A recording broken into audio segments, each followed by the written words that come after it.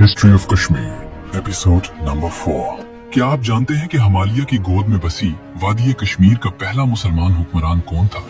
वो कौन सा मोड़ था जब लद्दाख के एक बुद्ध शहजादे ने एक दरवेश के हाथ पर इस्लाम कबूल करके तारीख का धारा बदल दिया? आइए जानते हैं रंचन से सुल्तान सदरुद्दीन बनने की वो दास्तान जिसने कश्मीर को एक नई पहचान दी। ये 14वीं सदी का आगाज था। कश्मीर सियासी तौर पर काफी कमजोर हो चुका था और बैरूनी हमलों ने उसे निढाल कर दिया था। उन्हीं दिनों लद्दाख का एक शहजादा जिसका नाम रंचन था अपने मुल्क के अंदरूनी झगड़ों से तंग आकर कश्मीर की वादी में पनाह लेने आया। रंचन ना सिर्फ बहादुर था बल्कि बिला का ज़हीन भी था। उसने अपनी सलाहियतों के बलबूते पर जल्द ही शाही दरबार में मकाम बना लिया। उस वक्त कश्मीर के हालात बहुत खराब थे। राजा भाग चुका था और हर तरफ अफरा तफरी थी। ऐसे में रंचन ने अपनी तलवार और अक्ल का इस्तेमाल किया और कश्मीर का इक्तदार अपने हाथ में ले लिया। रंचन अब कश्मीर का हुक्मरान तो बन चुका था, लेकिन उसके दिल में एक बेचैनी थी। वो किसी ऐसे रास्ते की तलाश में था जो उसे ज़हनी सुकून और मुआशरे को एक लड़ी में परोने का तरीका सिखाए। कहा जाता है कि उसने फैसला किया कि वो सुबह सवेरे जिस शख्स को सबसे पहले देखेगा उसका मजहब इख्तियार कर लेगा। कुदरत का करना ऐसा हुआ कि उसकी नजर एक दरवेश सिफत इंसान पर पड़ी जो दरियाए जेहलम के किनारे अल्लाह की इबादत में मसरूफ थे। ये बुजुर्ग हजरत बुलबुल शाह रहमतुल्लाह अलैह थे। रंचन उनकी सादगी, उनके अल्लाह पर तवक्कुल और उनकी बातों से इतना मुतासिर हुआ कि उसने वहीं इस्लाम कबूल करने का फैसला कर लिया। यूं लद्दाख का रंचन तारीख का सुल्तान सदरुद्दीन बन गया और कश्मीर की तारीख में पहली बार किसी मुस्लिम हुक्मरान का सूरज तुलू हुआ।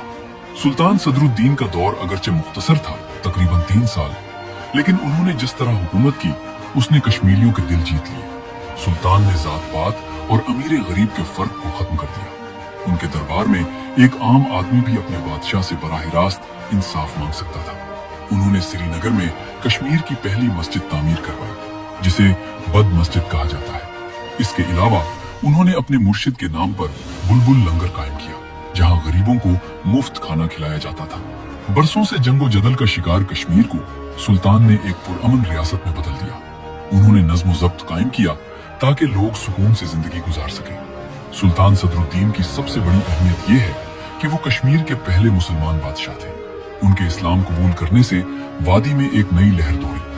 लोग जो कि पुराने और पेचीदा समाजी निजाम से तंग थे, इस्लाम की बराबरी और सादगी की तरफ खींचे चले आए। उन्होंने जबरदस्ती किसी को मुसलमान नहीं किया, बल्कि अपने अखलाक और इंसाफ से साबित किया कि एक मुस्लिम हुक्मरान कैसा होता है।